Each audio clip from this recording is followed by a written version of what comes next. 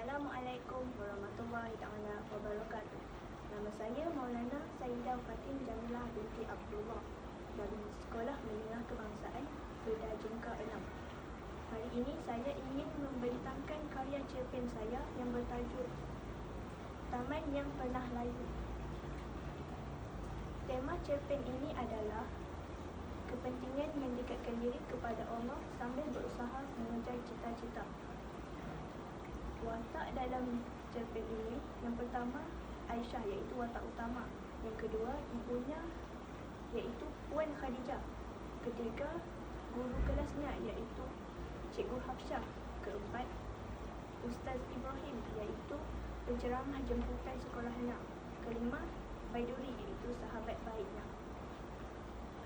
Kisah ini bermula ketika seorang remaja bernama Aisyah yang merasa hidupnya kosong, tiada hala tuju dan lalai dari mengingati Allah.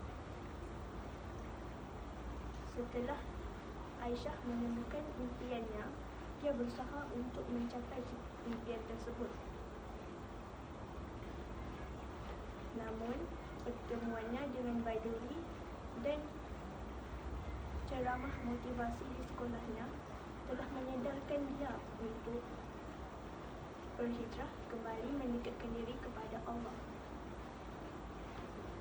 Kini, dengan doa, usaha dan tawakal, Aisyah berjaya mencapai impiannya tersebut dan bahkan memiliki kehidupan yang jauh lebih baik dan semakin dekat dengan Allah. Nilai dalam cerpen ini adalah yang pertama, keinsafan. Contohnya Aisyah yang merasa insaf akan kesilapan silamnya dan cuba untuk memperbaiki dirinya jadi lebih baik dan bertaubat kepada Allah. Kedua, nilai kesabaran, iaitu Aisyah yang tetap bersabar dengan ibunya dan berusaha untuk mencapai impiannya walaupun ibunya tidak terlalu bersetuju dengan impiannya itu.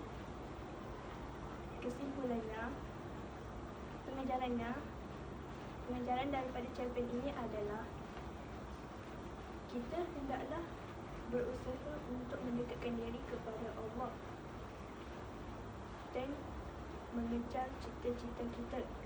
Selain itu, kita perlu mencari sahabat yang baik yang dapat menyedarkan kita untuk semakin dekat dengan Allah dan agar kita tidak lupa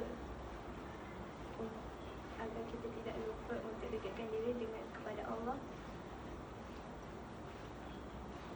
Kesimpulan daripada cerpen ini adalah cerpen ini sesuai dibaca oleh remaja kerana memiliki pengajaran seperti keagamaan, persahabatan, kasih sayang dan usaha untuk mencapai cita-cita dan tidak berputus asa.